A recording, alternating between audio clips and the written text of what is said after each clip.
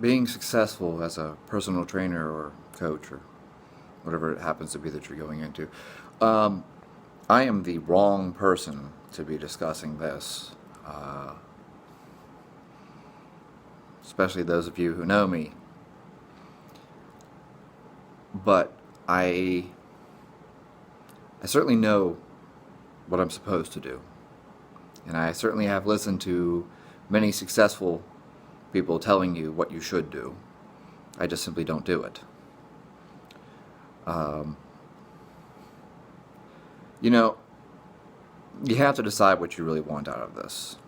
Or why are you coaching in the first place? Are you coaching to make money? Are you coaching because you want to pad your resume or whatever with really cool names on there? Or are you coaching because you genuinely care about people? I fell into coaching by accident, kind of. I was 15. I lied and said I was 16 so I could coach hockey. I learned to play hockey program because that's what I like doing. I did that shit for free. It was a volunteer thing, so it's not like I was getting paid to do it. I just lied and said I was 16. Yeah, I'm 16. I'll volunteer. And I volunteered. That's what I did. I taught kids how to play hockey. And it's pretty cool. I watched the Frozen 4 in 2012, 2013. And there were kids playing. Kids.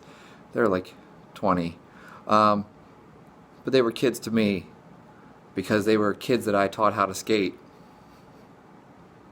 How cool is that? It made me feel really good to see that some of the kids that I worked with whenever they were little went on to go play college. I come from a town that's got the second highest violent crime rate in all of Pennsylvania. It's not exactly a good place. And I coached a lot of kids for free. It was really nice to see them go on to play college basketball or college football. It was really nice to see that they would get scholarships to go to school, to play basketball or football. I even had one that went for track. That's awesome. Those kids didn't have any money. It's not like they could have been paying me. So I listen to these different experts, and they tell you you should be charging at least $100 an hour for your time. If someone cancels, you need to charge them. And they also tell you things like never talk about your personal life ever. And don't let them talk about their personal life either. You need to maintain a professional relationship. It's very important that you never discuss your personal life or their personal life. If they start talking about it, redirect. Keep the relationship as professional as possible. That's the advice. And I'm sure they're not wrong. I'm sure that if you want to make $100 an hour and you want to make sure you get 30 hours of clients in per week, then yeah, you should make sure that you're not talking about anything personal ever. And you should charge people when they cancel, even if they cancel for a very valid reason. Charge them anyways. Because, think about it. That's an hour of your time.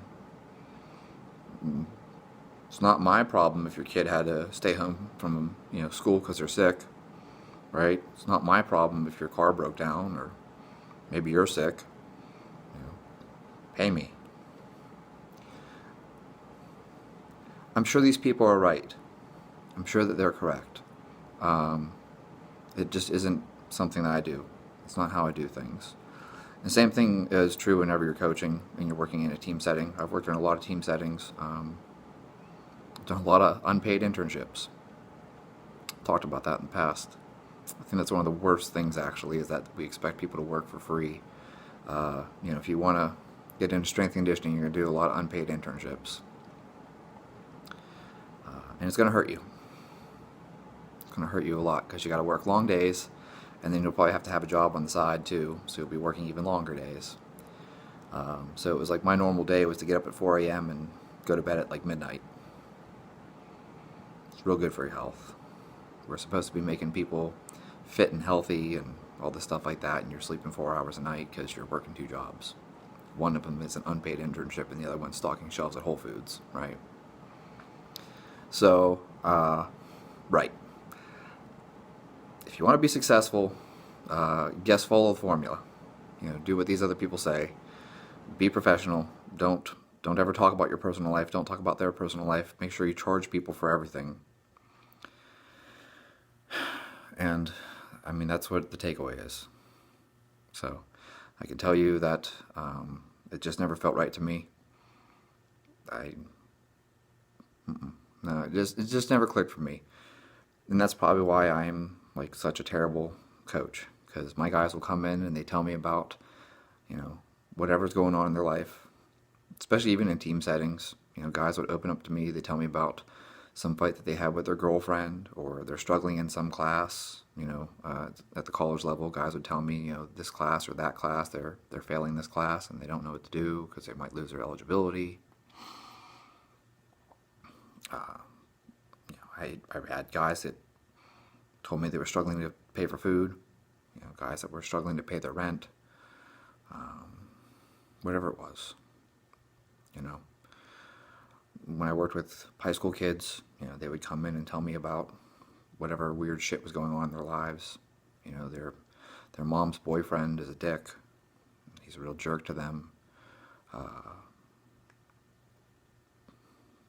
Their brother got arrested or something terrible.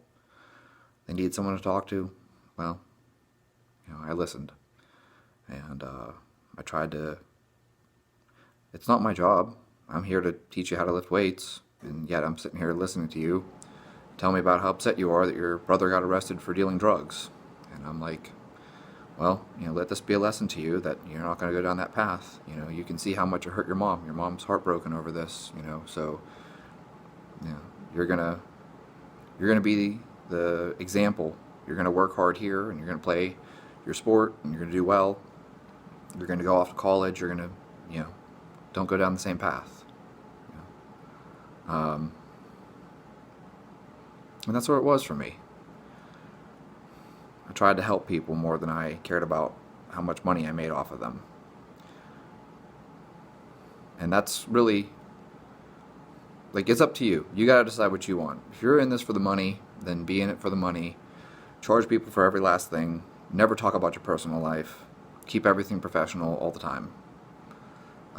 If you're in this to help people, well, then you have to accept the fact that you're not going to make a lot of money doing it. It's just the reality. Especially if you work with MMA fighters. Come on, dude. I was an MMA fighter. I was fucking broke. Most of these guys are. There's no such thing as a part-time fighter. I've talked about that. So, there's a joke. It's not even funny, but, well, I guess it kind of is if you can laugh at yourself a little bit.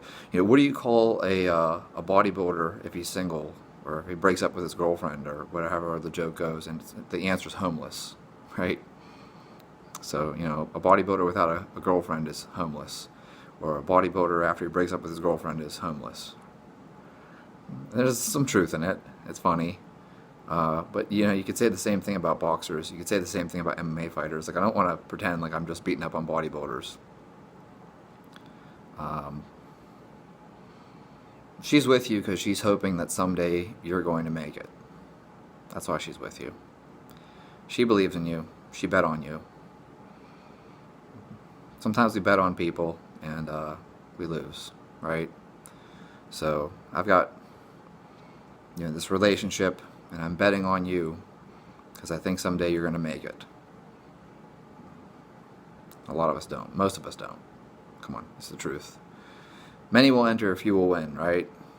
It's like I tell people all the time, the losers trained just as hard as the winners. It's the truth. I mean, do you really think that Floyd Mayweather's opponents didn't train hard?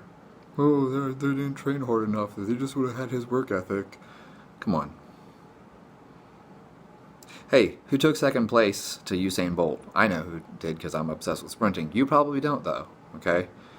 You don't remember who took second place, but I'll ask you this question. Do you think the guy who took second or third didn't train as hard as Usain Bolt? Who took second place to Michael Phelps? Do you think he didn't train hard? You know? So,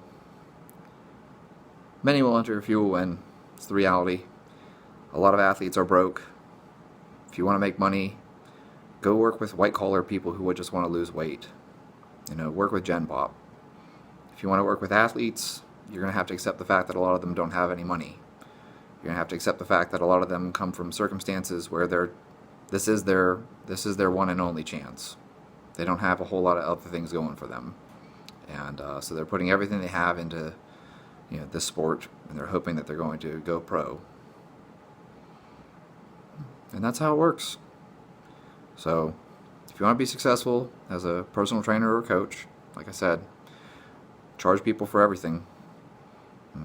Never talk about your personal life, never talk about their personal life, make everything professional. And, you know, market yourself. It's all marketing, marketing, marketing, marketing, marketing. If you want to touch people's lives, well, then you accept the fact that you're not going to make the same kind of money. And that really is how it works. So, I'm just being honest with you guys. I'm not telling you which one to choose. Pick the one you want. But that's the honest to God truth. It's been my experience, and it's been the experience of many people I've talked to. So you got to figure out where you stand. If you guys like this video, be sure to like the video. You know, comment below. Maybe you figured out a way to do it. If you did, tell me. You know, if you found a way to do both, and, you know, I don't know, you're successful and at the same time you can work with people who can't afford to pay you, that's awesome. Comment below. Tell me how you do it. I would love to hear. Subscribe to the channel. Ask some questions, and we can cover some new topics. I'd be happy to talk about the joy of working unpaid internships, which is always bullshit, because you think you're going to go there and actually get to coach, and instead they just make you do things like cleaning mirrors and wiping floors and cleaning bathrooms. That's what you do in an internship. You don't actually learn anything about coaching. You're just basically slave labor. You're going to do an unpaid internship. This is going to be so cool. You're going to learn stuff.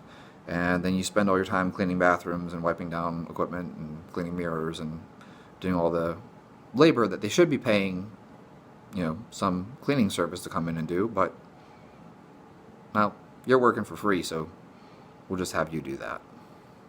That's honestly how it works. In the majority of situations. There are a few programs out there that if you do an unpaid internship, you actually will learn something, but most are pretty much just giving you stupid labor.